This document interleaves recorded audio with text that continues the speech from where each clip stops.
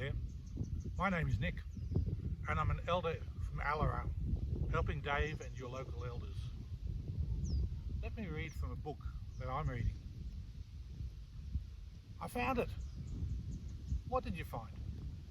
The passage I mentioned last night. He opened his Bible at the New Testament and read aloud from the letter of St. John. There is no fear in love, but perfect love casteth out fear, because fear hath torment. He that fears is not made perfect in love. We love him because he first loved us. If a man say, I love God, and hateth his brother, he is a liar. For he that loveth not his brother, whom he has seen, how can he love God, whom he hath not seen? And this commandment have we from him, that he who loveth God love his brother also. I lay back on my sleeping platform and let my mind dwell on these words. There was truth in them. Both Dusty and Dinty exemplified it. For the first time I understood. Dusty was a Methodist, Dinty a Roman Catholic. Yet in each, it was his faith that lent a special grace to his personality. Through them both, faith expressed a power, a presence greater than themselves. I was beginning to see that life was infinitely more complex and at the same time more wonderful than I had ever imagined. True, there was hatred, but there was also love. There was death, but there was also life. God had not left us. He was with us, calling us to live the divine life in fellowship. I was beginning to be aware of the miracle that God was working in the death camp by the River Kwai. That's from a book by Ernest Gordon, Miracle on the River Kwai. It's a fascinating story. The author doesn't dwell overly much on the atrocities that accompanied the building of the Burma Railway. About 90,000 civilian labourers and more than 12,000 Allied prisoners died. That's about half of the civilian prisoners and 20% of the Allied prisoners. Yet God worked in people's lives in horrific circumstances.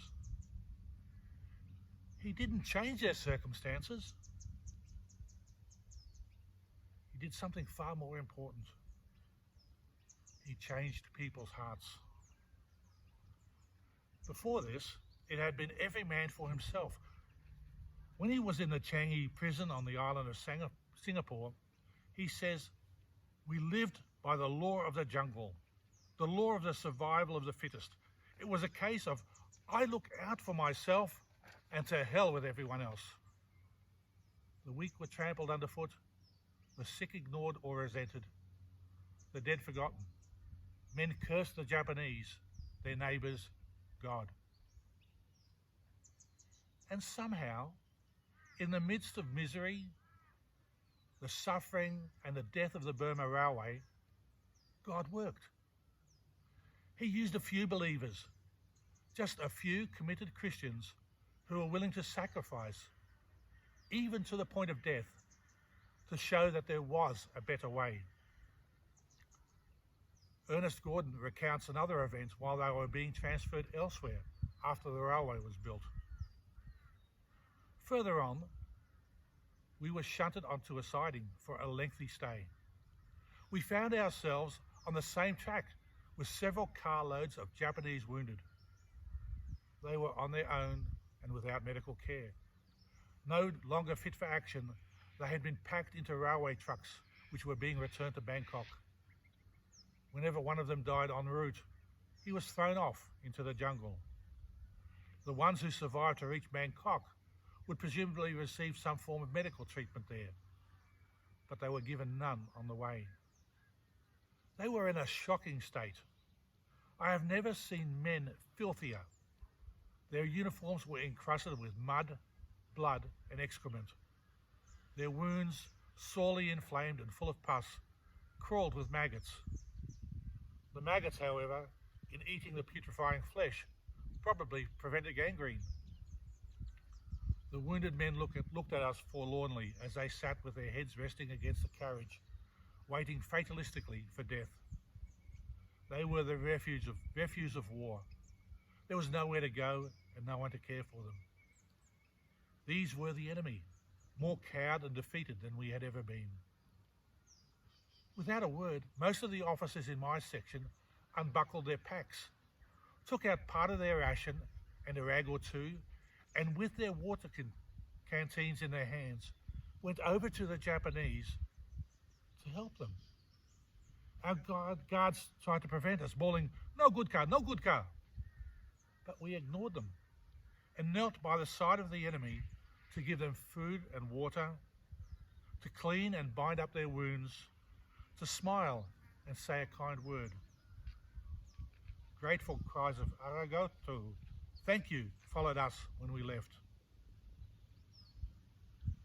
Imagine that. People willing to serve their enemies in a really practical way.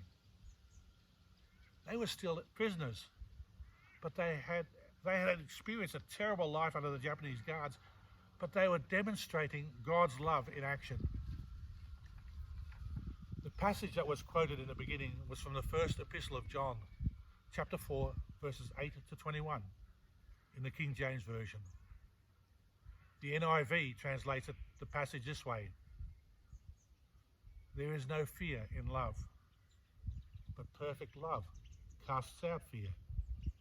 For fear has to do with punishment, and whoever fears has not been perfected in love. We love because he first loved us. If anyone says, 'I love God,' and hates his brother, he is a liar. For he who does not love his brother, whom he has seen, cannot love God, whom he has not seen. And this commandment we have from him: whoever loves God must also love his brother." That's all for now.